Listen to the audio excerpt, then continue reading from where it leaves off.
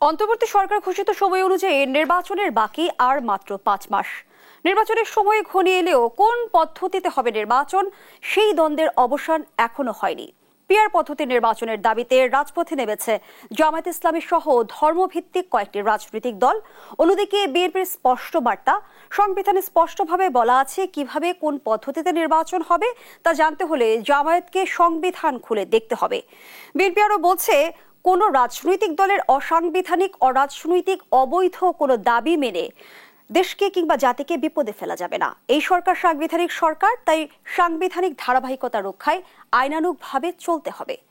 মতপার্থক্যের এই রাজনীতিতে কোন পদ্ধতিতে হবে নির্বাচন, কিভাবে হবে নির্বাচন, এই প্রেক্ষাপটে আমাদের আজকের আলোচনা। দর্শক, আমি ফারনাজ জয়ী, সবাইকে আমন্ত্রণ জানিয়ে শুরু করছি দেশ টেলিভিশনের নিয়মিত আয়োজন দেশ সাম্প্রতিক। নিবেদন করছে Arail angle channel and square বার। আজকের আলোচনার স্টুডিওতে আমরা আমন্ত্রণ জানিয়েছি দুজন সম্মানিত অতিথিকে। চলুন একে একে পরিচিত হই। আছেন সাখাওয়াত হোসেন সায়ন্থ, সম্পাদক জি9। সে সঙ্গে আরো আছেন মোস্তফা ফিরোজ, সিনিয়র সাংবাদিক। দুজনকে আমন্ত্রণ জানাচ্ছি আজকের আলোচনায়। মোস্তফা ফিরোজ, আপনাকে দিয়ে আলোচনাটা শুরু করি। যেমনটি বলছিলাম, মত পার্থক্য দেখছি আমরা রাজনৈতিক দলগুলোর মাঝে। নির্বাচনের সময় ঘনিয়ে এসেছে, এখনো কোন পদ্ধতিতে নির্বাচন হবে সেটি নিয়ে রাজনৈতিক দ্বন্দ্বের অবসান হয়নি। তাহলে নির্বাচন কোন পদ্ধতিতে হবে, কিভাবে হবে? নির্বাচনটা আগের পদ্ধতি, অর্থাৎ তত্ত্বাবধায়ক সরকার আমলে তো আমরা এটা মাফ করবেন, গত 15 বছরে তো পিআরটা শুনি নেই। এই পিআরটা আসার পর এখন সবাই পড়াশোনা শুরু করছে নতুন করে। এই পড়াশোনা তো করতে একটু সময় লাগবে, 2-4-5 বছর জনগণের, আমরা সবাই কিন্তু আসলে আফসা জানি কোন দেশে সফল হয়েছে কোন দেশে ব্যর্থ হয়েছে, এটা তো জানি না। তো সুতরাং আগে মানে যদি লাস্ট দ্বাদশ জাতীয় সংসদ নির্বাচনটা যদি অবাধ নিরপেক্ষ হইতো এবং সেটা যদি তত্ত্বাবধায়ক সরকারের অধীনেই হইতো, তখনও কি দাবি থাকতো কিনা, আসতো কিনা এই পিআর পদ্ধতি, জুলাই সনদ বাস্তবায়ন বা আরও অনেকগুলি যে পয়েন্টগুলো, সেগুলি তো কিছুই আসতো না। আসতো শুধু মানে তত্ত্বাবধায়ক সরকার অধীনে একটা সুষ্ঠু নির্বাচন, ওইটাই। তো আমরা আসলে ওই আসল জায়গাটা না, যে আমরা এদিক ওদিক যাচ্ছি। পৃথিবীর বুকে সরকার বা রাষ্ট্র কাঠামোর অনেক রকম পদ্ধতি আছে। সেগুলি পরীক্ষা নিরীক্ষা হয় কখন জানেন? যখন বেসিক জিনিসটা আপনার ঠিক থাকে। তা আমাদের বেসিকটা কি? আমাদের ভোট কাউন্টিং, কাস্ট এবং কাউন্টিং দুটোই হয় না। কাস্টও হয় না, কাউন্টিংও হয় না। আগে কাস্ট কাউন্টিংটা ঠিক করে, অর্থাৎ আপনি একটা বাড়ি বানাতে গেলে আগে তো নিজের ভিতটা করতে হয় না, অনেক ঢালাই দিয়ে নিচে, তারপরে আস্তে আস্তে আপনি করবেন। তো ওইটাই তো আপনার নাই। আপনি এখন একবারে সব কিছু চাইতেছেন, হঠাৎ করে আপনার ভিত্তি নেই, আপনি 200 তলা বানাবেন, পারবেন না, চাইলেও পারবেন না। তো এখন আগে সেই কাজটা করার জন্য আগে নির্বাচনটার, যেটা অনেক দিন থেকে প্রচলিত, ওই ব্যবস্থাটাই আগে আমরা ফেরার পর তারপরে আরও যুক্তরাষ্ট্রের পদ্ধতি কি, নিউজিল্যান্ডের পদ্ধতি কি, ডেনমার্কের পদ্ধতি কি, বা ক্যারিবিয়ান দ্বীপপুঞ্জের বিভিন্ন রাষ্ট্রগুলোতে কি কি পদ্ধতি, সেগুলি নিয়ে গবেষণা করেন, অসুবিধা নেই। আর গবেষণা করতে গেলে একটা জিনিস করতে হবে, যে এটা একটা জাস্ট মানে এর মতন, সেবার মতন। আপনি আজকে আছেন, কালকে নেই, এইরকম মানসিকতা। কে প্রধানমন্ত্রী, কে রাষ্ট্রপতি, এটা অধিকাংশ জনগণ জানবে না, এরকম একটা অবস্থায় নিয়ে আসতে হবে। কারণ আমাদের এখানে তো মানে রাষ্ট্রপতি, প্রাইম মিনিস্টার উল্টে গেল তো সব উল্টে গেল, এরকম যাতে না হয়।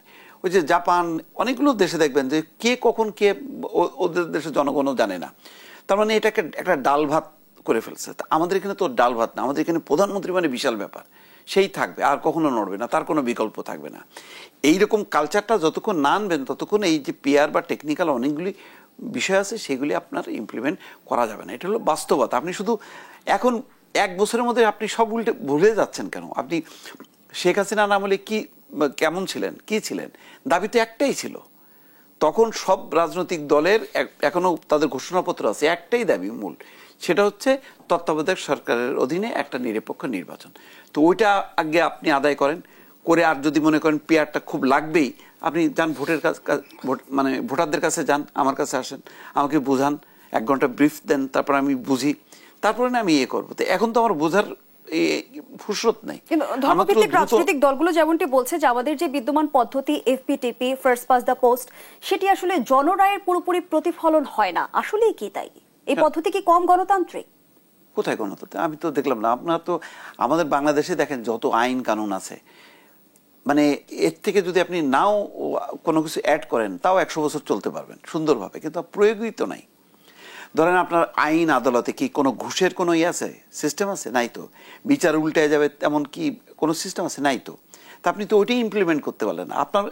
আমরা হয়েছে কি, আমরা এক্সিস্টিং যেটা জিনিস সেটার বাস্তবায়নটাই করলাম না, আমরা আর মানে পট করে ওটা চেঞ্জ করে আপনি ফেলতেছি। পদ্ধতিতে কোনো সমস্যা দেখছেন না, কোনো প্রক্রিয়াতে সমস্যা না, দেখছেন। মানসিকতায় আমার মাথা, মনন, আপনার হলো চরিত্র, এগুলি ঠিক করেন, সব ঠিক হয়ে যাবে। ধন্যবাদ জানাচ্ছি মোস্তফা ফিরোজ আপনাকে। সাখাওয়াত হোসেন শান্ত, রাজনৈতিক অঙ্গনে পিআর পদ্ধতি নিয়ে চলমান আলোচনার মধ্যে সিইসি জানিয়েছেন সংবিধান ও আরপিওতে পিআর নেই, বিদ্যমান সংবিধান অনুযায়ী ফেব্রুয়ারির ভোটের অপেক্ষায় আছে। কিন্তু বিদ্যমান পদ্ধতি কি জামায়াতে ইসলামী কিংবা ধর্মভিত্তিক রাজনৈতিক দলগুলো যারা পিআর পদ্ধতির দাবি নিয়ে রাজপথে রয়েছে তারা মেনে নেবে? না মানলে কি করবে? সেখানেই তো আমার প্রশ্ন। এর উত্তরটা তো দিচ্ছে না। ধরেন জামায়াত ইসলাম, ইসলামী আন্দোলন বাংলাদেশ, বাংলাদেশ খেলাফত মজলিস, নিজাম ইসলাম পার্টি নাকি নিজাম ইসলাম বাংলাদেশ, এটা ধর্মভিত্তিক দল পিআর চাচ্ছে, যুগপৎ আন্দোলনে নেমেছে। বিএনপি এবং বিএনপির সমমনা অনেক দল তারা পিআর চাচ্ছে না। এখন পিআর সংবিধানে নেই, নির্বাচন কমিশনের যে বিধিবিধান সেখানে নাই। এখন যদি আপনি সংবিধান মানেন তাহলে সংবিধানে যেতে হবে, আর যদি সংবিধান না মানেন তাহলে সংবিধানের আওতায় এই সরকার, এই শপথ, এই যে এত কিছু কেন করলেন? পিআর নিয়ে তো কোনো আলোচনা এখানে ছিল না আসলে, কখনোই এই দাবিটা এইভাবে জামায়াত ইসলাম বা কেউ করে নাই।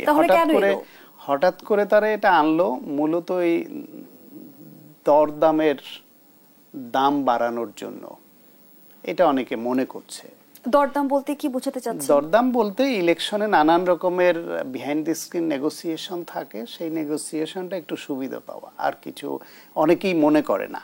বিএনপি মহাসচিবের বরাত দিয়ে এমন একটি প্রতিবেদন কিন্তু ভারতীয় পত্রিকায় প্রকাশিত হয়েছে, কিন্তু জামায়াত কিন্তু সেই বিষয়ে তীব্র নিন্দা জানিয়েছে। মহাসচিব নিজেই সেটা বলছেন যে এভাবে তিনি বলেন নাই, এটা বিভ্রান্তি ছড়ানো হয়েছে, পার্টির তরফ থেকে সেটা জানিয়ে দেওয়া হয়েছে। সুতরাং জামাত কি বলবে? বরং আমি বলি যে মোস্তফা ফিরোজ ভাই বলছিলেন যে পিআর এর ব্যর্থ হওয়া সফলতা তো আমরা জানি না, জানাতে হবে। ব্যর্থতা আমরা টুকটাক জানি, সফলতা যেটুক জানি, সফলতা হলো দূরের সফলতা, সেই ইউরোপের সফলতা কিছু আছে। আর ব্যর্থতা চোখের সামনে ইতিমধ্যে দুইটা ব্যর্থতা গত 2 বছরের মধ্যে আমরা জেনে ফেলেছি। একটা হচ্ছে নেপাল, অতি সাম্প্রতিক কালের ব্যর্থতা, আর একটা হচ্ছে শ্রীলঙ্কা। এই দুইটা দেশে কিন্তু পিআর ছিল, এবং সে পিআর থাকার ফলে নেপালের মতো দেশে 17 বছরে 13 বার প্রধানমন্ত্রী চেঞ্জ হয়েছে, নেপোটিজম বেড়েছে, দুর্নীতি আগের থেকে বেড়েছে, এবং মানুষের অসন্তোষ এতটা বেড়েছে যে বাংলাদেশের কাছাকাছি একটা গণ অভ্যুত্থান মাত্র 2-3 দিনে সম্পন্ন হয়ে গেছে, এবং সুপ্রিম কোর্ট, সংসদ ভবন থেকে শুরু করে সবকিছুতে আগুন ধরিয়ে দিয়েছে। যদি পিআর সফল হতো এবং ওখানের মানুষকে আশ্বস্ত করতে পারত, গণতান্ত্রিক বিধি ব্যবস্থাকে উন্নত করতে পিআর ভূমিকা রাখতো, তাহলে তো এইরকম একটা গণ অভ্যুত্থান হওয়ার কথা না। শ্রীলঙ্কায় ডিস্ট্রিক্ট বেসড পিআর এবং মিক্সড অনেকটা, ওইখানে একই সঙ্গে জেলার মধ্যে একটা বৃহত্তর জেলা ধরে তাতে বিভিন্ন দলের প্রতীকের উপরে তারা প্রার্থী ঘোষণা করে, ফলে ওইখানে ওই কয়জন প্রার্থীকে তবু চেনার সুযোগ আছে। তারপর আবার ওই প্রেফারেন্স ভোটে আবার ক্যান্ডিডেটের নামেও ভোট দিতে হয়, তাতে করে হাইয়েস্ট যেই তিনজনকে দিতে পারে, এর মধ্যে হাইয়েস্ট যারা ভোট পাবে তাদেরকে আবার ডিস্ট্রিক্টের মধ্যে এমপি করা হয়। তুলনামূলকভাবে বেটার পদ্ধতি পিআর এর মধ্যে। সেই শ্রীলঙ্কাও কিন্তু গণ অভ্যুত্থান থেকে এবং ওই প্রেসিডেন্টের পুকুরে গিয়ে মাছ ধরার জনগণের সুযোগ হয়েছে এবং তারা পালিয়ে গেছে। এইরকম আমাদের পাশের দেশে আছে, ফলে পিআর হলেই আমরা গণতান্ত্রিক বিধি ব্যবস্থা উন্নত হয়ে যাবে সেরকম কোন নজির আমাদের আর্থসামাজিক প্রেক্ষাপটের দেশগুলোতে নেই, এবং যেটা জানেও না, মানুষ এই সম্পর্কে এখনো ধারণাও রাখে না। আর পিআর এর কিছু অসুবিধা যেটা এখন সামনে আসছে সেটা হলো, পিআর এ তো দল, মানে যেটা নিয়ে আলোচনা হচ্ছে মূলত, সেখানে দল তাদের প্রার্থী যারা তাদের তালিকাটা ঘোষণা করবে এবং দলের মার্কার উপরে, দলের উপরে ভোট দিবে। এখন ধরেন 300 আসনের মধ্যে একজন সাধারণ মানুষ যিনি ভোট দিবেন, তিনি তো ওই দল কোন 300 জনকে নমিনেশন দিলেন তাদের সবাইকে চিনে বুঝে তো সম্ভব না। ফলে এই দল কি ভালো লোকদের নমিনেশন দিল, না খারাপ লোকদের, চোর গুন্ডা বদমাইশ এদেরকে দিল, নাকি ওই চাঁদাবাজি করবে তাদেরকে দিলে, এটা তো বুঝতেই পারবে না সাধারণ মানুষ। স্থানীয়ভাবে এখনো পর্যন্ত যে পদ্ধতি আছে তাতে তো মানুষকে, দল খারাপ কাউকে যদি বাণিজ্যের মাধ্যমে নমিনেশন বাণিজ্য করে এবং সেভাবে যদি দেয়ও দল, তাহলে স্থানীয়ভাবে কিন্তু জনগণ ভোট দেওয়ার আগে বুঝতে পারে যে এই লোকটা খারাপ, ওকে দেওয়া যাবে না। ফলে তারা প্রার্থী দেখে, দল দেখে, মার্কা দেখে, তার আচরণ দেখে, সবকিছু দেখে। পিআরে সেটা দেখার সুযোগটা মানুষ এখনো পাওয়ার মতো কোনো পদ্ধতি এদেশে নাই। দিদি হলো এই স্বতন্ত্র বাংলাদেশে হচ্ছে নির্বাচনের আর একটা স্ট্রেংথ। যদি দলীয় প্রার্থী বেশি খারাপ দেয়, তার বিপরীতে যদি কোনো স্বতন্ত্র প্রার্থী দাঁড়ায়, সেও নির্বাচিত হয়ে আসতে পারে। পিআর হলে স্বতন্ত্ররা কিভাবে তাদের ভোট দিবে সেটাও অস্পষ্ট এখনো। ফলে অনেক অস্পষ্টতা থাকা সত্ত্বেও পিআরকে এজেন্ডা করে এই দলগুলো নেমেছে। তারাও জানে যে পিআর এদেশে সম্ভব না, পিআর মানার মতো কোনো বাস্তবতা নাই। তাহলে কেন নামলো? আমি একটু সহজ করে বলেছিলাম দরদাম বাড়ানোর জন্য। যারা একটু কঠিন করে সন্দেহ পোষণ করে বলেন, তারা বলেন যে বাংলাদেশের নির্বাচনকে যারা বিলম্বিত করতে চায়, বানচাল করতে চায় বা অনিশ্চয়তা দিকে ঠেলে দিতে চায়, তাদের এজেন্ডা বাস্তবায়নের জন্য নেমেছে। সেটা হতে পারে পাশের দেশ ইন্ডিয়া, সেটা হতে পারে পতিত ফ্যাসিবাদ। তারা এই যে দলগুলি, এই দলগুলোর মধ্যে কিন্তু ইসলামী আন্দোলন বাংলাদেশ, তারা তো ফ্যাসিবাদের দোসর ছিল। তাদের সঙ্গে পুরো টাইম নির্বাচনে অংশগ্রহণ করা, তাই আওয়ামী লীগের নেত্রীর বন্দনা করে বক্তব্য দেওয়া, সেগুলো করেছে। এবং ওই দলটি ইন্ডিয়াপন্থী হিসেবে পরিচিত ছিল। সুতরাং কোনো না কোনোভাবে তারা এই দলটিকে ব্যবহার করে জামায়াতকে মোটিভেট করেছে কিনা সেই প্রশ্ন আসছে। কারণ জামায়াত ইন্ডিয়ার কথায় উদ্বাস করবে এতদিন ধরে, যেই ইন্ডিয়া এবং আওয়ামী লীগ মিলে জামায়াতে যত রকমের অনাচার, অত্যাচার, নিপীড়ন চালানো যায় চালিয়েছে, এটা মানা মুশকিল। কিন্তু তাদেরকে কৌশলে, ইসলামী আন্দোলন বাংলাদেশের কৌশলে ফেলে, এই জোটের লোভ দেখিয়ে তাদেরকে একটা ভিন্ন একটা এই পথে পরিচালিত করেছে কিনা এই প্রশ্নকে ধন্যবাদ জানাচ্ছি ডক্টর সায়ন্ত। ফলে হয় এই যে পিআর পদ্ধতি হবে না, এটা স্পষ্ট, এটা জামাতও জানে। তাহলে দরদাম বাড়াতে এটাকে একটা টুলস হিসেবে ব্যবহার করছে, অন্য কিছু আদায়ের জন্য প্রেসার হিসেবে, অথবা জেনে অথবা না জেনে, বুঝে বা না বুঝে তারা কারো দ্বারা ব্যবহৃত হচ্ছে, যারা নির্বাচনটাকে বিলম্বিত বা বানচাল করতে চায়। ধন্যবাদ জানাচ্ছি। মোস্তফা ফিরোজ, এই বিষয়টি কি আপনি এভাবে দেখেন যে পিআর দাবি আদায়ের কোনো কৌশল কিংবা নির্বাচন বিলম্বের কোনো কৌশল? এটা মনে হচ্ছে ওই মানে সংখ্যাভিত্তিক হলে তাদের আসন সংখ্যাটা বাড়ে। যদি এখন 10টা পায় বা 20টা পায়, তাহলে এটা ডাবল হওয়ার একটা পসিবিলিটি তারা দেখছে আর কি। যেহেতু বহু জায়গায় তারা সেকেন্ড পজিশনে থাকবে, তো ওই ভোটগুলো কাউন্ট করলে টোটাল ওইটার একটা সংখ্যা বাড়বে।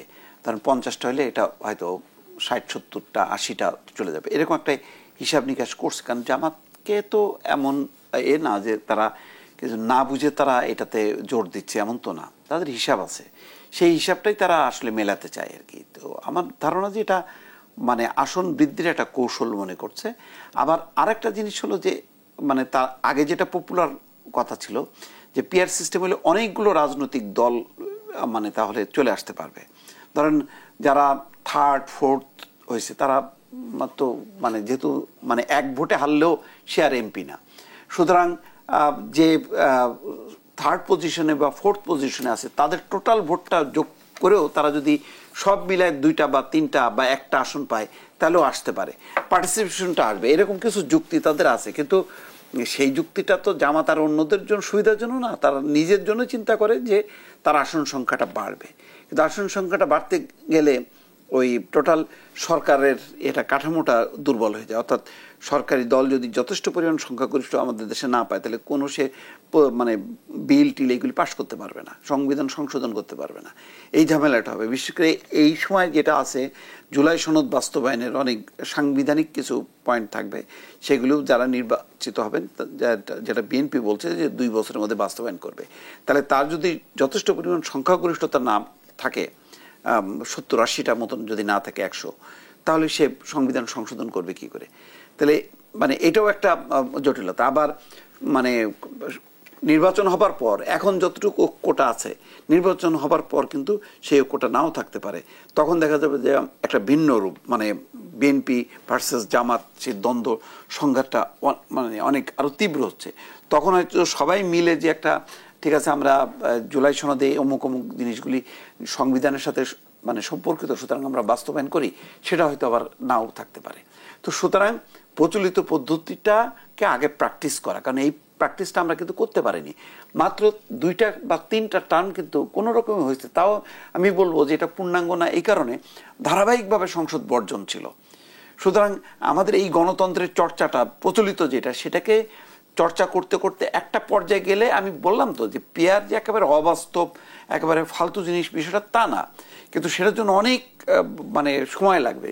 যেটা এখন সাফার করলো যে নেপাল এবং শ্রীলঙ্কা, তারা কারণ হলো তাদের ওই বেসটা তৈরি হয়নি। কারণ অনেক দিন মাওবাদী আন্দোলন হয়েছে, বাম আন্দোলন হয়েছে, এইরকম করতে করতে তারা এমন একটা সিস্টেমের মধ্যে ঢুকে গেল যে সিস্টেমটা ওই যে মানে বারবার সরকার পরিবর্তন হচ্ছে। সুতরাং প্রচলিত পদ্ধতিটাকে আগে বেস করতে হবে, কারণ যতগুলো গণতান্ত্রিক দেশ মেনলি এখনো টিকে আছে তারা কিন্তু এই প্রচলিত পদ্ধতিতেই।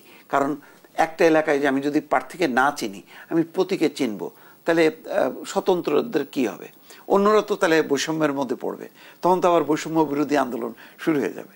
তো সুতরাং প্রচলিত পদ্ধতিটাকে আগে এস্টাবলিশ করে তারপরে আমরা আর এই ফরম্যাটে আমাদের উন্নত ফরম্যাটে। নিম্নকক্ষে পিয়ারের বিষয়ে রাজনৈতিক দলগুলো, বেশিরভাগ রাজনৈতিক দলগুলো আপত্তি জানালো। আমরা দেখেছি যে উচ্চকক্ষের বিষয়ে কিন্তু অনেক উৎসাহ জানিয়েছে। আমি সেই আলোচনায় ফিরতে চাই বিরতির পর। দর্শকদের সাম্প্রতিকের এই পর্যায়ে বিরতি নিচ্ছি, সাথেই থাকুন। আবার আমন্ত্রণ, আপনারা দেখছেন দেশ টেলিভিশনের নিয়মিত আয়োজন দেশ সাম্প্রতিক। নিবেদন করছে আড়াইল অ্যাঙ্গেল চ্যানেল আর স্কোয়ার বার। আমরা আবারও ফিরছি আলোচনায়। জনাব মোস্তফা ফিরোজ, যে প্রশ্নটি রেখে বিরতিতে গিয়েছিলাম, নিম্নকক্ষে পিয়ারের বিষয়ে আপত্তি থাকলে আমরা দেখছি উচ্চকক্ষে আবার অনেক দলেরই যদি বলি উৎসাহ আছে কিংবা মতামত প্রদর্শন করেছে, এবং জাতীয় ঐকমত্য কমিশনের তরফ থেকেও কিন্তু মতামত দেওয়া হয়েছে যে উচ্চকক্ষে পিয়ার পদ্ধতিতে হোক। বিষয়টিকে কিভাবে দেখছেন? না, ভালো। এটা যেহেতু বললাম তো যে দুইটাই আমরা কিন্তু বেসিক জায়গাটা ঠিক রেখে আমরা এটাকে পরীক্ষা নিরীক্ষা হিসাবে চালু করতে পারি, তাহলে হবে কি মানে অন্য দল, অনেকগুলো দলগুলি অ্যাকোমোডেট করা যাবে সংসদে। সংসদ যেহেতু সংসদীয় গণতন্ত্রে সবকিছু সংসদকে ঘিরে আবর্তিত হয় রাজনীতি, সুতরাং যত সংখ্যক দলকে যদি সংসদের পেরিফেরিতে আনা যায় এটা ভালো প্রস্তাব। এইটা বরং পরীক্ষা নিরীক্ষা করে যদি টেকসই হয় তাহলে হয়তো মানে 2-3 টার্ম পরে নিম্নকক্ষ চালু করা যেতে পারে, কিন্তু নিচেরটাকে কোনোভাবেই মানে করা যায় না। উপরের এটা ব্যাপারে আমারও একটা আছে যে এটাই বিএনপি হয়তো ছাড় দিতে পারে, দিলে ক্ষতি নেই। বরং যদি উচ্চকক্ষ যদি আবার নিম্নকক্ষের মানে আনুপাতিক হারে হয়, ওটা আবার মানে অর্থহীন হবে।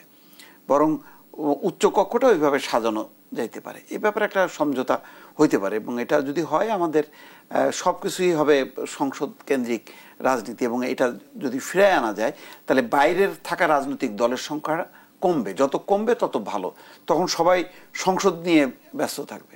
এটা একটা ভালো উদ্যোগ আমি মনে করি। আওয়ামী লীগকে বৈধতা দেওয়া ব্যক্তিদের নির্বাচনে অংশ নেওয়ার অধিকার নেই, এমন মন্তব্য করেছেন এনসিপি নেতা সার্জিস আলম। এর মধ্য দিয়ে আসলে তিনি কি বার্তা দিতে চাইলেন? আওয়ামী লীগের এটা তো অনেক বড় অর্থে যদি হয় তাহলে তো সার্জিসরা সহ মানে বিএনপি জামাত কেউ আর ইলেকশনে পার্টিসিপেট করতে পারে না। কারণ তার আমি যেটা সাক্ষাৎকার আমি দেখলাম, বক্তব্য দেখলাম প্রথম আলোতে, তাতে বলছে 14, 18, 24। তো 14তে বর্জন করছে, এটা বাদ দিলাম। 18তে তো সবাই অংশ নিছে, এবং এমনকি সকালবেলায় মানে ডক্টর কামাল হোসেন, মির্জা ফখরুল ইসলাম আলমগীরের কণ্ঠেও ছিল যে নির্বাচনটা সঠিকভাবেই হচ্ছে। পরে আস্তে আস্তে সবাই বর্জন করা শুরু করছে। বর্জন করলেও পরে তো আবার 6 জন, সব মিলায় 7-8 জন তো অংশ, 7 জন সংসদে গিয়েছিল। হ্যাঁ, অংশ গেছে। তাহলে তো এটা বৈধতা দেয়া হলো। তো এটা সংসদের একটা ভেতরে, আর বাইরের অবস্থাটা ছিল বিভিন্ন নেতা, ছাত্রলীগের কমিটির মধ্যে আমরা এখন জুলাই আন্দোলনের নেতাদেরকে দেখলাম। তাহলে ওই অর্থে যদি হয় সংসদের ভেতরে বাইরের কথা বলি তো আমরা, তাহলে সবগুলি যদি ধরা যায় তাহলে এইটার ব্যাপারে বিশাল একটা কমিশন করতে হবে। কমিশন করে আসলে কারা ইলেকশন করতে পারবে আর কারা পারবে না এই ব্যাপারে একটা নীতিমালা করা দরকার। তো সেটার জন্য আর একটা ইন্টারিম গভর্নমেন্ট বা এই ইন্টারিম গভর্নমেন্টকে আরও 2, 4, 5 বছরের যদি ম্যান্ডেট দেওয়া যায়, হ্যাঁ, এটা তাহলে এই লাইনে যাইতে হবে। এছাড়া তো আমি তো দেখতেছি না, কারণ ধরেন আপনি প্রশাসন সব আগের আমলে ছিল, এখান থেকে ডিএস থেকে শুরু করে একেবারে উপর পর্যন্ত আপনি সব বাদ দিয়ে কাদেরকে আনবেন? মানে অ্যাসিস্ট্যান্ট সেক্রেটারি থেকে শুরু করে সময়টা হচ্ছে লম্বা, যার ফলে পুলিশ বলেন, প্রশাসন বলেন, আপনাকে একদম সম্পূর্ণ ঢেলে সাজাইতে হবে। এখন ধরেন আমরা তো মানে শ্রমজীবী কর্মজীবী লোক, আমরা বাইরে বিদেশে রপ্তানি করি, এইসব পদগুলোর জন্য কি আমরা এইভাবে আমদানি করতে পারবো? বিদেশ থেকে কি হায়ার করে বসাইতে পারবো? অ্যাসিস্ট্যান্ট সেক্রেটারি, ডিএস টিএস না তাদেরকে দিয়ে আমরা ইলেকশনটা করবো? তা তো পারবো না। তাহলে এক্সিস্টিং যারা আছে, যাদের ঘাড়ে ওই যে বদনাম স্বৈরাচারের দোসর, হ্যাঁ, এখন তো ইদানিং আমরাও কিন্তু হয়ে যাচ্ছি, কারণ কোনো কোনো কথা যখন নাকি এনসিপির বিরুদ্ধে যাচ্ছে, বিএনপির বিরুদ্ধে যাচ্ছে, হট করে হয়ে যাচ্ছে যে এই তো আওয়ামী বয়ান, এই তো আওয়ামী দোসর পাওয়া গেল, হ্যাঁ, তা এরাও হয়ে যাচ্ছে। তো এইরকম একটা অসুস্থ একটা অবস্থার মধ্যে কোন দাবি বাস্তবায়ন করা যাবে, কোন দাবি বাস্তবায়ন করা যাবে না, যে কথাটা বলছে সার্জিস আলম, এটা অনেক বড় অর্থে হলে কিন্তু আর সামনের নির্বাচনে আর কেউ পার্টিসিপেট করতে পারবে না। তাহলে একেবারে স্কুল কলেজের ছেলেবেলে বাছাই করতে হবে, তাদেরকে দিয়ে আবার দল করতে হবে, তাদেরকে দিয়ে নির্বাচন করাইতে হবে, কারণ বাকিরা সবাই তো দোষর হয়ে গেল, সবাই সুবিধা দিছে।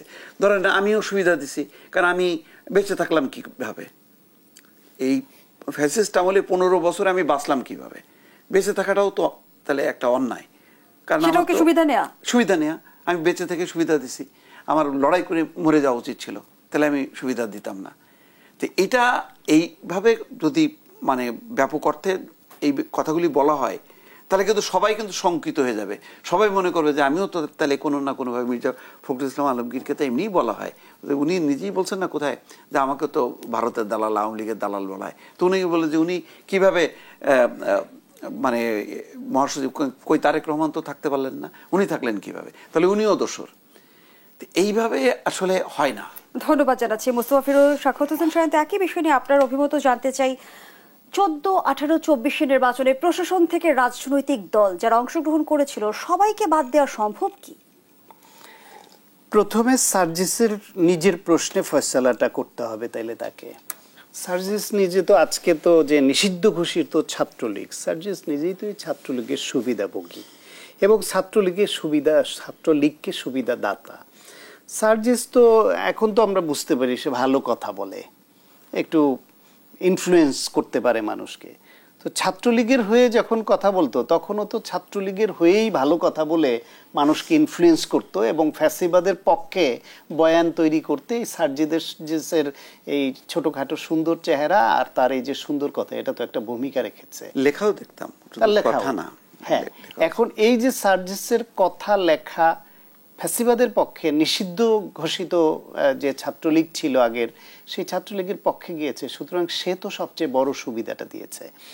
যেই মানদণ্ডে এই এনসিপির অনেকে যারা ছাত্রলীগের সঙ্গে পদ নিয়ে বা পদ ছাড়া তাদের সঙ্গে ছিল, কিংবা এই যে এখন ছাত্র শিবিরের যারা পদ নিয়ে বা পদ ছাড়া ছাত্রলীগের সঙ্গে ছিল, তারা এখন কোন অর্থে বাংলাদেশপন্থী বা কোন অর্থে গণ অভ্যুত্থানের পক্ষের শক্তি হয়ে দাঁড়ালো, কোন অর্থে গণতন্ত্রের পক্ষের শক্তি হয়ে দাঁড়ালো? কারণ 24-এর গণ অভ্যুত্থানে তারা ফ্যাসিবাদের বিপক্ষে অবস্থান নিয়েছে। তাহলে এইটাকে যদি আপনি একটা ইভেন্ট ধরেন, তাহলে আগেরগুলো তো অটোমেটিক্যালি অনেকটা নাল অ্যান্ড ভয়েড হয়ে যায়। এইখানের ভূমিকাকে আপনি যদি মুখ্য ধরেন, আর যদি শুধু এই ভূমিকাকেই মুখ্য ধরতে আপনি না চান, আগের ভূমিকাটাকে কাউন্ট করেন, তাহলে সার্জিস নিজেই টেকে না, ও বাতিলের খাতায় চলে যায়।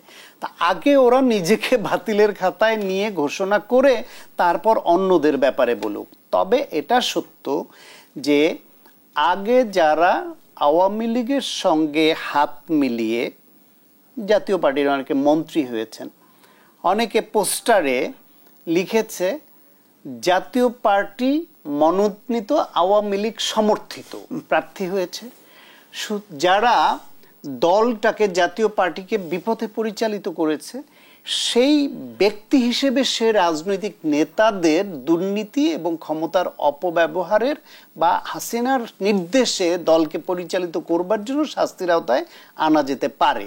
কিন্তু দল হিসেবে জাতীয় পার্টিকে নিয়ে যদি আলাদাভাবে আনা হয়, আমার স্পষ্ট মনে আছে ফিরোজ ভাই তো রেগুলার প্রোগ্রাম করেন এবং সংবাদ মাধ্যম ফলো করেন। 24-এর নির্বাচনের আগে জাতীয় পার্টি ওদের সারা দেশ থেকে নেতাকর্মীদের এনে একটা মিটিং করেছিল মতামত যাচাইয়ের জন্য, তারা ওই ফ্যাসিবাদের অধীনে নির্বাচনে যাবে কিনা। যারা বক্তৃতা দিয়েছে প্রত্যেকে বলছে না যাওয়ার পক্ষে মত দিয়েছে। গাজীপুর অঞ্চলের একজন নেতা সম্ভবত যাওয়ার পক্ষে মত দেওয়াতে সবাই চড়াও হয়েছিল তার উপরে এবং তোপের মুখে পড়েছিল, পরে মিটিং বন্ধ দিতে হয়েছে। শেষমেশ ওদের গঠনতন্ত্র অনুসারে চেয়ারম্যানের উপর দায়িত্ব দিল, চেয়ারম্যান যেই সিদ্ধান্ত দেয়। তার মানে জাতীয় পার্টির মূল কাঠামোটা হচ্ছে বাংলাদেশি জাতীয়তাবাদী বিশ্বাসী। তারা এই আওয়ামী লীগের সঙ্গে নৈকট্য অনুভব করে না, কিন্তু তাদের নেতৃত্বে যারা ছিল, যারা ইন্ডিয়া দ্বারা প্রভাবিত এবং আওয়ামী লীগ কানে ধরে ঘুরিয়েছে যাদেরকে, তারাই দলটাকে বিপদগামী করেছে। তাহলে আপনি সেই দোষে এখন যেই লোকগুলা প্রকাশ্যে বক্তৃতা দিয়ে মতামত দিয়েছিল ফ্যাসিবাদের অধীনে নির্বাচনে যাব না, তাদেরকে আপনি শাস্তি দেবেন, এটা কি অন্যায় না ওই দলের সাধারণ কর্মীদের উপরে? ভারতের প্রভাব বিস্তারের কথা, নগ্ন হস্তক্ষেপের কথা, এবার আওয়ামী লীগ বিহীন নির্বাচনে ভারতের প্রভাব বা ভূমিকা কি হতে পারে সে আলোচনায় ফিরতে চাই বিরতির পর। দর্শক, দেশ সাম্প্রতিকের এই পর্যায়ে আবারও বিরতিতে যাচ্ছি, সাথেই থাকুন। আবারও আমন্ত্রণ, আপনারা দেখছেন দেশ সাম্প্রতিক। আমরা আবারও ফিরছি আলোচনায়। ডাক্তার সাহিত্য, যে আলোচনায় আমরা ছিলাম আওয়ামী লীগ বিহীন এবারের নির্বাচনে ভারতের ভূমিকা কেমন হতে পারে, আমি যদি আরো একটি বিষয়ে আপনার সাথে যুক্ত করি, সেটি হচ্ছে যে সম্প্রতি ভারতীয় গণমাধ্যম এই সময় একটি বিশেষ প্রতিবেদন প্রকাশ করেছে।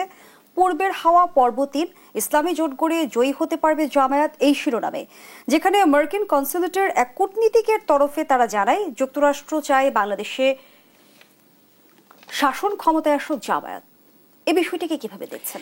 এই সময়ের এই তৃতীয় পর্বের এই রিপোর্টটা পড়ে আমার কোনোভাবেই মনে হয় নাই যে কোনো কূটনীতিক এইভাবে বলতে পারে বা বলেছে। এবং আমি আপনাকে চ্যালেঞ্জ দিয়ে বলি, ওই সাংবাদিককে যদি আপনি চ্যালেঞ্জ করেন যে কোন কূটনৈতিক এটা বলেছে সেটা দেখাতে তার রেকর্ড, উনি পারবেন না। কারণ এই ভাষায় স্পষ্ট করে জামায়াতকে কেন ক্ষমতায় আনা উচিত, আমেরিকা ক্ষমতায় আনতে চায় এবং 5টা পয়েন্ট যেভাবে বলেছে এবং যা যা বলেছে, যা বাস্তবের সঙ্গেও সম্পর্ক নেই অনেকটার, এটা হওয়ার কথা না। কিন্তু এইটার অন্য একটা প্রেক্ষাপট থাকতে পারে, সেটা হচ্ছে বাংলাদেশের রাজনীতিতে ইন্ডিয়া কখন দীর্ঘ 16 বছর আওয়ামী লীগরে এককভাবে, অনৈতিকভাবে, অগণতান্ত্রিকভাবে টিকিয়ে রাখলেও তারা বাংলাদেশে চায় যে দুইটা দল অন্তত বা দুইটা পক্ষ এরকম থাকুক, তাদের প্রয়োজন মতো যারাই ক্ষমতায় আসবে, যা করবে তাদেরকে হাতে রেখে যেন তাদের স্বার্থ উদ্ধার করে নিতে পারে। সেই বিবেচনায় তারা যে কোনো উপায়ে আওয়ামী লীগকে আবার ব্যাক করাবে। এটা বাস্তবতা এরা মেনে নিয়েছে যে এইবার নির্বাচনে আওয়ামী লীগ অংশ নিতে পারছে না এবং আওয়ামী লীগ অংশ নেওয়ার মতো কোনো সিদ্ধান্ত যদি এই সরকার নিতে বাধ্য হয় বা নেয়ও, জনগণ এই সরকারকে সহ পিটাবে, শুধু আওয়ামী লীগকে না। সুতরাং এটা পারবে না। কিন্তু পরবর্তীতে রাজনৈতিক দল হিসেবে আওয়ামী লীগ যাতে টিকে থাকে, কারণ আওয়ামী লীগকে রাজনৈতিক দল হিসেবে যদি আবার রিভাইভ করতে চায় ইন্ডিয়া, তাহলে বাংলাদেশে একটা উপলক্ষ তারা তৈরি করতে চাইতে পারে, যেটা 16 বছর ধরে একটা ভুল ন্যারেটিভ তৈরি করেছিল। জঙ্গিবাদের উত্থান ঠেকাতে হলে আওয়ামী লীগকে দরকার। জঙ্গিবাদ মানে সাধারণ ধর্মীয় দাড়ি টুপিওয়ালা হলো ও জঙ্গিবাদ, ওরে পিটাও, এবং পিটাইয়া সেই নিউজ আন্তর্জাতিকভাবে ফলাও করে প্রচার করা যে আওয়ামী লীগ বাংলাদেশে ইসলামী মৌলবাদী গোষ্ঠী জঙ্গিবাদ তাদেরকে দমন করছে। এখন বাংলাদেশে যদি জামায়াতের উত্থান কোনোভাবে এস্টাবলিশড করতে পারে ইন্ডিয়া, সেই ক্ষেত্রে তাদের পক্ষে এই মেসেজটা থ্রো করা সহজ যে বাংলাদেশে আওয়ামী লীগ যদি না থাকে মাঠে, তাহলে ইসলামী মৌলবাদের উত্থান হবে, জঙ্গিবাদের উত্থান হবে। সেইটা জাস্টিফাই করবার জন্য তারা জামায়াত ইসলামকে হাইলাইট করবার জন্য একটা অপকৌশল গ্রহণ করতে পারে। বিগত সময় আমরা ভারতের হেজিমনি দেখেছি, সামনে নির্বাচন ঘিরে ভারত কোনো বিশেষ এজেন্ডা নিয়ে সামনে এগোচ্ছে কিনা? তাদের তো থাকবেই। প্রতিবেশী দেশগুলো বিশেষ করে তাদের নিরাপত্তা, তাদের রাজনৈতিক স্বার্থ, যেহেতু গত 15 বছরের স্বার্থে কিভাবে ব্যবহার করতে হয় বাংলাদেশকে, বাংলাদেশের চরম মানবতা বিরোধী, চরম অগণতান্ত্রিক শক্তিকে তারা লালন পালন করছে শুধুমাত্র তাদের নিজেদের স্বার্থের জন্য। সুতরাং তারা চাইবে যে বাংলাদেশে এমন একটা, এবং বাংলাদেশের নির্বাচন নিয়ে তাদের সেখানে আলোচনাও হয় এবং সেখানে অনেকে অনেক রকম মানে মতামত আসে। তো স্বাভাবিকভাবে বাংলাদেশের এই নির্বাচনটা এবং আগামী যে ক্ষমতার পট পরিবর্তনটা, একটা পট পরিবর্তনে তো তারা পরাজিত মনে করে নিজেদেরকে, যে 5 তারিখে তারা পরাজিত হয়েছে। এই পরাজয়টা কাটায় ওঠার জন্য তারা তো আপ্রাণ চেষ্টা করবে। সেই কারণে আওয়ামী লীগকে নিয়ে খেলবে। ইভেন এখনো যারা কর্মরত যে সমস্ত দল আছে বাংলাদেশে, সেই দলগুলোর মধ্য দিয়ে কিভাবে তারা তাদের আবার আগের জায়গায় ফিরে যাবে, যতটা যেতে পারবে ততটা তাদের লাভ, সেই চেষ্টাটা তো করবে। এবং আমার ধারণা যে আওয়ামী লীগ যাতে নির্বাচনে আসে সেই ব্যাপারে তারা আপ্রাণ চেষ্টা করবে। সেকেন্ড লাইন হিসেবে তারা যদি দেখে যে না, আওয়ামী লীগকে পারছে না, তাহলে অবস্থিত যে রাজনৈতিক শক্তিগুলো আছে সেই শক্তিগুলোকে তারা ব্যবহার করতে পারে নির্বাচনের পক্ষে অথবা নির্বাচনের বিপক্ষে। বাংলাদেশে যাতে নির্বাচন না হয় এবং একটা গোলমেলে একটা অবস্থা চলতে থাকে, একটা আরেকটা শক্তির যাতে উত্থান ঘটে, সেই চেষ্টাটা করবে। কারণ ভারত যে কত নির্মম, কত মানে কি বলবো, একেবারে স্বার্থপর একটা দেশ, সেটা 15 বছরে দেখা গেছে যে সারা বিশ্ব বলছে যে একটা সুষ্ঠু গ্রহণযোগ্য অংশগ্রহণমূলক নির্বাচন হোক, কিন্তু তারা একটাবার শুধু উচ্চারণ করেনি। শুধু যদি উচ্চারণটা করতো ওই সময় যে না, আমরাও চাই যে বাংলাদেশে একটা অংশগ্রহণমূলক নির্বাচন হোক, কিন্তু তারা বারবার বলছে যে সেই দেশে কি নির্বাচন হবে, কেমন নির্বাচন হবে, ওই দেশের জনগণের ব্যাপার। তো ওই দেশের জনগণের ব্যাপার তো না, ওই দেশের হচ্ছে শেখ হাসিনার ব্যাপার, কারণ শেখ হাসিনা হচ্ছে ক্ষমতায়। সুতরাং মানে সেই একদম নিষ্ঠুর রূপ, মানে অমানব, যেমন গাজায় মানুষ মরছে গাজাবাসীরা, তেমনি আমেরিকা যেমন কোনো তার নড়ছে না, অথচ চাইলেই যুদ্ধটা কালকেই বন্ধ করে দিতে পারে। হ্যাঁ, অথচ ঠিক এইরকম একই রকম দেখছে যে বাংলাদেশে মানবতার বিপর্যয় হচ্ছে, গণতন্ত্রের বিপর্যয় হচ্ছে, ভারত চুপ করে বসে আছে শুধু তার স্বার্থে। ঠিক আমেরিকা যেমন গাজার দৃশ্য দেখেও চুপ করে আছে। যেহেতু আমেরিকার প্রসঙ্গ এলো, নিশ্চয়ই আপনি অবগত আছেন, আক্তার হোসেনকে ডিম নিক্ষেপ করা হলো এবং নিউ ইয়র্কে হামলার অভিযোগে আওয়ামী লীগের নেতাকর্মী ও সমর্থকদের বিরুদ্ধে মামলা করেছেন এনসিপির সদস্য সচিব আক্তার হোসেন। এই মামলার কি প্রভাব? এটা কোনো প্রভাবই নেই। এটা মানে কিসের প্রভাব, কিসের হামলা? এটা তো হলো নিজেদের বোকামির জন্য এটা ধরা খাইছে তারা। আওয়ামী লীগ তো এই ধরনের আচরণটা করে, তাও তো আমি মনে করি যে শারীরিকভাবে তারা আঘাত করেনি, তারা মুখ দিয়ে আঘাত করছে, অশালীন ইয়ে হয়েছে। তো এটা তো তাদের চরিত্র। তো তার বিপরীতে আমি তো মনে করি যে সেখানে বিএনপি, এনসিপি তাদের প্রস্তুতি ছিল না। তো তারা তাদের বাগে পেয়েছে, তারা তাদের প্রতিশোধটা নেবে। এটা মানে এটা হচ্ছে তো। আর ডিমের এটা তো বাংলাদেশের আদালত চত্বরে ডিম পড়ছে, এজলাসের ভিতরে সাংবাদিককে পেটানো হয়েছে। তো সেখানেও তারা তাদের শক্তিটা দেখাচ্ছে। এই ব্যাপারে ওখানে এটাকে সন্ত্রাসী কার্যক্রম হিসেবে নেবে না, ফলে এই মামলার খুব একটা মেরিট থাকবে না। মেরিট যদি থাকতো, হ্যাঁ, সে জামিনও পাইছে, কারণ ওখানে ডিম নিক্ষেপ। আপনি এখনো দেখেন, সার্চ দেন ইউটিউবে, জর্জ ডাব্লিউ বুশকে সাংবাদিক কিভাবে জুতা নিক্ষেপ করছে, এটা তো দেখছি। তো এই কারণে কি হয়েছে, মাখো ফরাসি প্রেসিডেন্টকে, সে জনতার সাথে তাকে থাপ্পড় মারছে, তো তাকে কি স্পটে গুলি করে মেরে ফেলছে। ধন্যবাদ জানাচ্ছি মোস্তফা ফিরোজ। একই বিষয়ে আপনার মতামত নিতে চাই যে বলা হচ্ছে যে নিউ ইয়র্কে জামায়াতের যেমন প্রস্তুতি ছিল, বিএনপি এনসিপির ছিল না, কেন ছিল না? আমার কাছে এই বিষয়টাই খুব ডিসগাস্টিং লাগে। এটা শুরু থেকেই হয়ে আসছে যে এই যে বাংলাদেশের বিভিন্ন রাজনৈতিক দলের অন্য দেশে যে শাখা খোলা, শুধু কিছু নেতারা যাবে, তাদের রিসিভ করে নেবে, তাদের একটা সেমিনার করানোর নামে একটু ক্রেডিট দিবে, খাওয়াবে, ঘুরাবে, তারা ওইখান থেকে আসবেন, আর ওই প্রবাসীরা দেশে এসে এই নেতাদের সঙ্গে ওই পরিচয়ের সুবাদে কিছু সুবিধা গ্রহণ করবেন। এর বাইরে এদের খুব বেশি ইম্প্যাক্ট আমি দেখি না। কিন্তু এর ফলে যেটা হয়, পৃথিবীর বাংলাদেশে কি পৃথিবীর কোন রাজনৈতিক দলের শাখা আছে? ইন্ডিয়ায় কোন কোন দলের রাজনৈতিক দলের শাখা আছে? কোথায় আছে?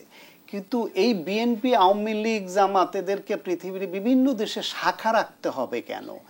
তারা ওইখানে প্রবাসীরা বাংলাদেশিদের স্বার্থ সুরক্ষার জন্য সংগঠন করতে পারে, কিন্তু রাজনৈতিক দলের শাখা খুলে তারা এই যে পরস্পর একে অপরের উপর যুদ্ধংদেহী আচরণ করছে বা যা করছে, আলটিমেটলি গিয়ে কিন্তু ওইখানের আইন শৃঙ্খলা রক্ষাকারী বাহিনী হিমশিম খাচ্ছে এটা সমাধান করতে গিয়ে বারবার, এবং বাংলাদেশের ভাবমূর্তি নষ্ট হচ্ছে। সেই হিসেবে এই অন্তর্বর্তীকালীন সরকার একটা উদ্যোগ নিতে পারতো এটাকে বন্ধ করার। শেষ করছি দেশ প্রতিকার আজকের আয়োজন। ধন্যবাদ আমাদের সাথে থাকার জন্য।